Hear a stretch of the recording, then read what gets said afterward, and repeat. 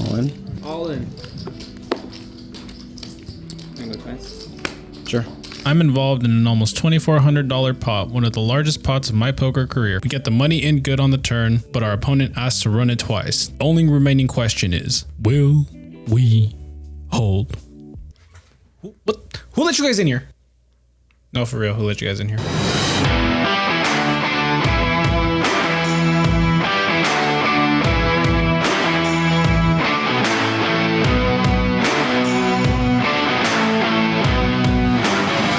What's up, everybody? It's your boy Monte, and welcome back to Poker Vlog number 53. This episode is once again played out of our favorite card room here in Atascadero, California. You guessed it, Outlaws. This was a pretty good session. A lot of big pots won, a lot of big pots lost, made some good calls, made some bad calls. You know, standard poker. We're definitely put into some interesting spots throughout the night. And for anybody trying to make the vlog themselves, feel free to swing by any Thursday at Outlaws at 5 p.m. I will be there. Don't really have too much of an update for you guys outside of that. Let's jump into the poker. We start the night with our typical $300 buy-in, get involved in a couple of small pots, but don't really make anything happen. Once we get down to about 200, then some other players on the table have deeper stacks. I decide to add on for 300 more. Made sure to ask the floor for some lucky chips so we can make something happen. First hand of the night starts off with us looking down at pocket queens and the big blind. The low jack makes $10 to go and various people call, but the small blind doesn't think $10 is enough. He decides to raise it up to 50, and when the action gets back to me, I have a decision here. We can either just call and let a few more players behind us in, or we can re-raise here and try to isolate with the big blind.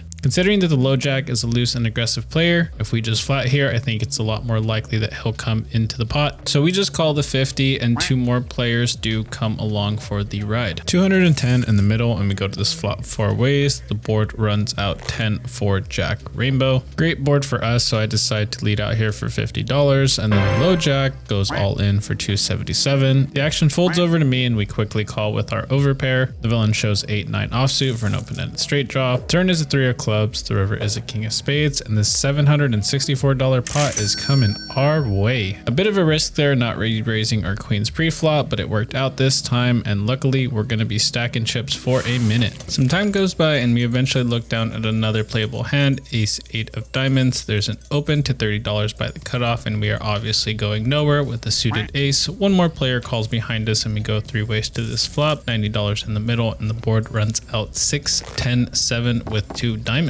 I put in a check, and the middle position player quickly checks back. The cutoff decides to continue here for $35. This is too good of a price to not call with our flush draw, and the middle position player calls as well. The 6 of spades on the turn changes nothing, but I don't expect it to help either of our opponents either. The cutoff could have easily just been making a continuation bet on the flop with just 2 Broadway cards, or he might have top pair here. I'd like to try to apply some pressure to those type of holdings. I decide to take the betting lead here for $80. The middle position gets out of the way, but the cutoff makes the call. At this point, I think we can roll off 2 overcards and assume that our opponent has at least a pair. Go off to this river with 355 in the middle, and the king of diamonds peels off. We make the nut flush, and now the only remaining question is how much will our opponent call? I think with the king hitting the river along with the flush getting there, it's going to be very hard for our opponent to call a pot-sized bet, so I think we need to keep it on the smaller side. I go for a bet sizing of 200, hoping this is small enough for a 10 to call, and our opponent ends up going all in instead. I don't think he's ever bluffing for $90, but I can't fold for $90 either, and that's when we get shown the bad news. Our opponent flopped middle set and turned a boat, so we were drawing completely dead. Our nut flush loses to his full house, and my man Steve is scooping a $935 pot. Nice hand, sir. We aren't left with very much after that hand, so I add on for another $600. Obviously, those last chips that we received from the house were not the lucky ones, but surely these are. This next hand, we look down at Queen Jack offsuit. There's a $6 straddle and a $15 re-straddle. 2 players call, and when the action gets back to me, I say, hey, why not? Let's come along here for 15 bucks. Under the gun calls, and then we get some bad news. The second straddler decides to squeeze to $75. This particular player I know would do this with a very wide range. flush, as he does it pretty often on his straddles. So when two players call in between, it's going to be very hard a way to fold this because I don't think the player behind me is going to re-raise. So we call the 75 and the player behind us folds. Also, I know this is an absolutely terrible call, but we're here now. 315 in the middle. The board comes out 7, 10, jack. Pretty good board for us, all things considered. So I'm going to go ahead and make a good size bet here. I go for 125, about a third of the pot, and the middle position player goes all in for 270. And now I'm kicking myself, wishing I had been paying more attention to the stack size. I don't think this is ever a bluff for this sizing from our opponent. His all in is a little over double what we already have out there. At the time, I was thinking our opponent either had ace jack suited or an overpair.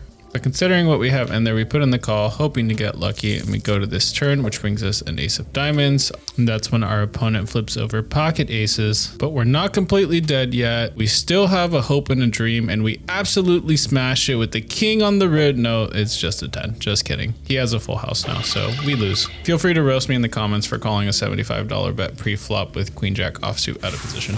But the next hand is a much better starting hand. We look down at ace 6 of hearts. We have the $6 straddle on and get raised by middle position to 25. The player on the button decides to call the 25. Everybody else folds and I come along for the bride. $75 in the middle, 3 of us going to this flop, and the board comes out ace 9, 9. I check, middle position check, and the button checks as well. The 7 of diamonds doesn't really change too much here. Since nobody seemed interested in this board, I go ahead and put in a $30 bet. We instantly get raised to $80, and this doesn't really make too much sense. Is our opponent slow playing ace king or ace queen? Don't think he has a lot of 9x in his range, considering he opened to 25 pre-flop, but I got curious and put in one more call to see what our opponent would do on the river. The king of clubs doesn't change too much, and our opponent fires for 300, a bit over a pot size bet here. And at this point, I think our opponent really does have a 9 or just complete air. And by air, I mean something more like pocket 4s or pocket 5s that decided to turn their hand into a bluff. I don't think our opponent was blasting off with just Broadway cards, so that's why I don't think this king really changes too much. So ultimately, I did decide to put in the call, and that's when our opponent shows us ace 9 suited. So basically, I knew our opponent had flopped the full house, and I'm just a really nice guy and decided to give him some money. Nice hand, Connor.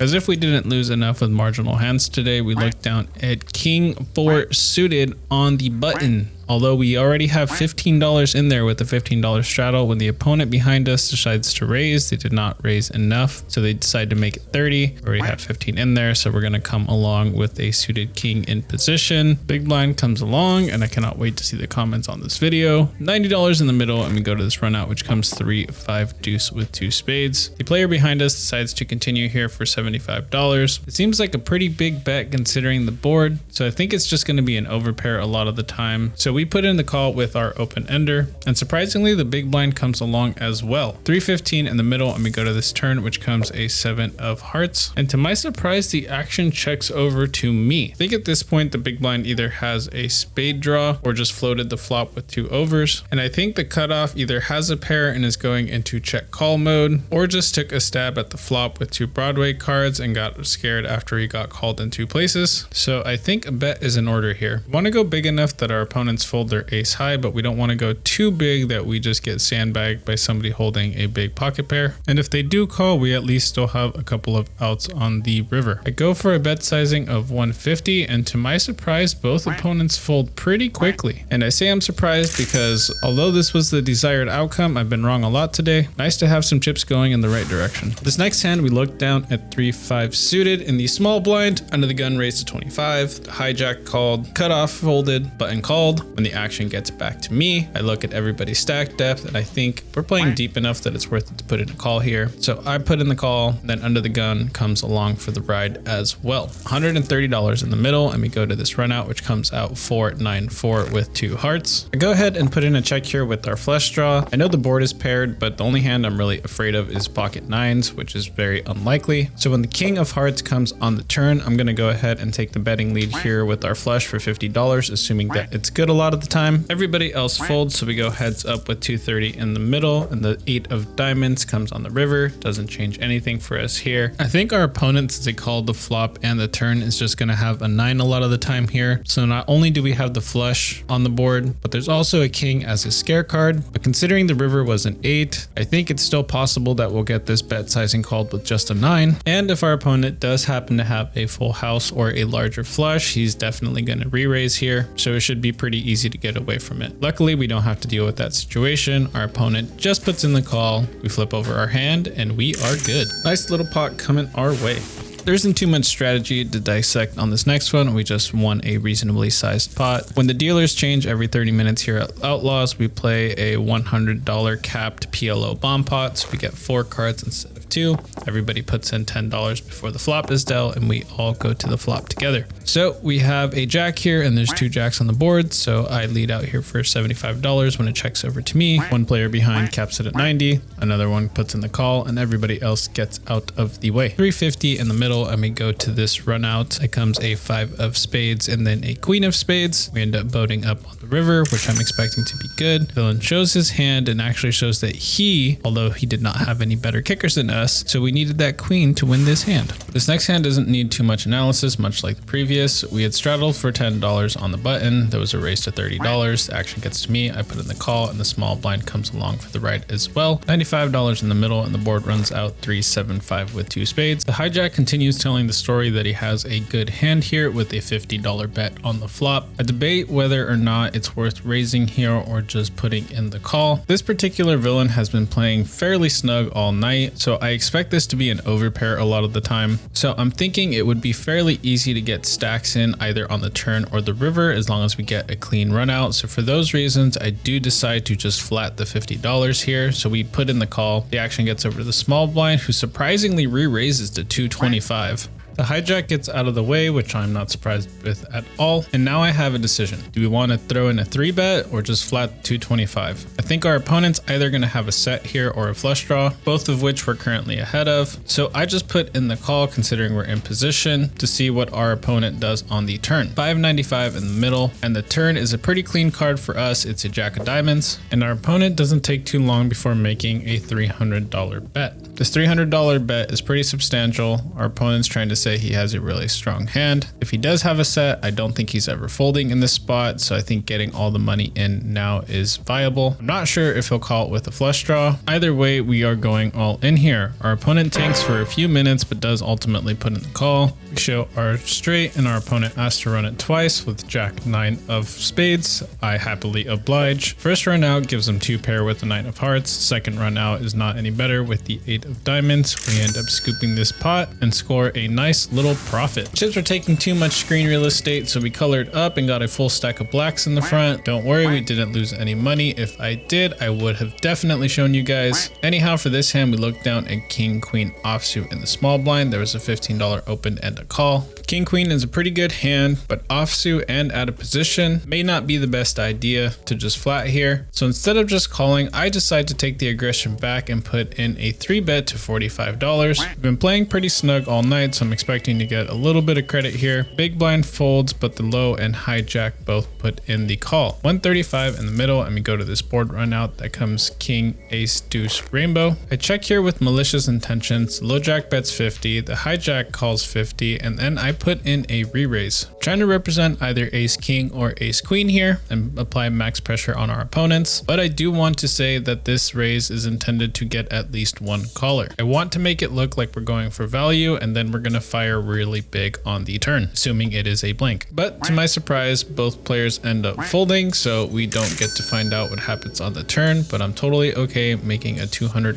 profit. Looks like we manifested a premium because we now look down at ace queen offsuit in the cutoff. There's an open to 15, and we just call the 15 this time around. Easily argue to make a raise, but there aren't too many players involved. I just decided to flat this time, go 3 ways to this flop with $45 in the middle. The board comes out jack, deuce, 4 4 with 2 clubs. Our opponent fires for 20. I quickly put in the call, and then the small blind gets out of the way. This particular villain, Mr. Steve, usually plays pretty snug, so when he bets this flop, I'm expecting him to have a lot of Jack X in his range, potentially even a pocket pair, above a 4 but below a Jack. So I'm going to float with 2 overs, planning to bluff on any club or bet if we hit our pair, and we get both of those things. We get an ace of clubs. Our opponent checks it to us, and I was planning on betting this turn, but I think this is where I make a mistake. For some reason, I only bet $30. I think going closer to a pot size bet, considering how small the pot was, would have made a lot more sense here, and then going really big on the river. Anyhow, we go off to this river, which brings a 4 of diamonds, 145 in the middle, and I decide to fire $75 here. And then Mr. Steve raises us to 325, which I am super confused by. There's a flush out there, there's a full house out there, and he just made a bet that was well over pot, which is basically telling me he either has the nuts or air. I think about it for quite some time, about a minute or two, and I'm really heavily debate whether or not I'm going to call with just a pair of aces here, but eventually I do fold, giving him credit for either deuces or jacks, and that's when Mr. Steve shows us pocket 4s. My man had the ultra nuts with a side of cheese. He went for the absolute max in that hand. Mad respect to the river bet. Fortunately, I didn't have anything good enough to call. Nice hand, sir. For this next hand, I look down at ace 9 suited on the button. There is a $7 straddle by yours truly. Low jack opens to 15. We get the cutoff calling the 15. I'm going nowhere with the suited ace, and that's when the small blind decides to raise for 50. One player calls in between, the other folds, and when it gets back to me, I say the heck with it. Why not? I don't think either player is deep enough for this to be a profitable call long term, but we're here now. 150 in the middle, board comes out Jack Jack 4 with 2 clubs. Pretty good flop for us, especially when the action checks over to me. I decide to fire here for $65. The small blind doesn't look too happy about the situation, so I definitely think that a second bet is in order on this 10 of spades. 280 in the middle, and we're going to size up a good amount. I go for a bet sizing of 200. Small blind doesn't look happy about it, but he makes a pretty quick fold, and we end up scooping another good sized pot here. But you know what's better than winning a hand with ace 9 suited? Winning a hand with ace 7 suited, or at least I hope so. There's a $15 open by under the gun and then 4 limpers, so when the action gets back to me, I go for a pretty light squeeze here with ace 7 of clubs and bump it up to $75. The action folds around over to me, or at least it's about to. My buddy Fadi on the top right hand side of the screen is about to muck his hand, but we freeze framed it just a bit too soon. The original raiser who had opened the $15 now shoves for 200. If he had a big pair like kings, queens, or aces, I would have expected him to open more. I think once in a blue moon he would limp and then re-raise, but I don't see him opening for 15 with such a strong hand in that position. I'm thinking our opponent either thinks we're full of it and has a much bigger ace, or he has a pocket pair and thinks we have ace king or ace queen and is willing to take the flip. It sucks, but I already have a portion of the money in. Pot's around 319 and it's 125 for me to call, so I have to call 125 to make around 450 here. So eventually I do decide to put the money in and go for the gamble.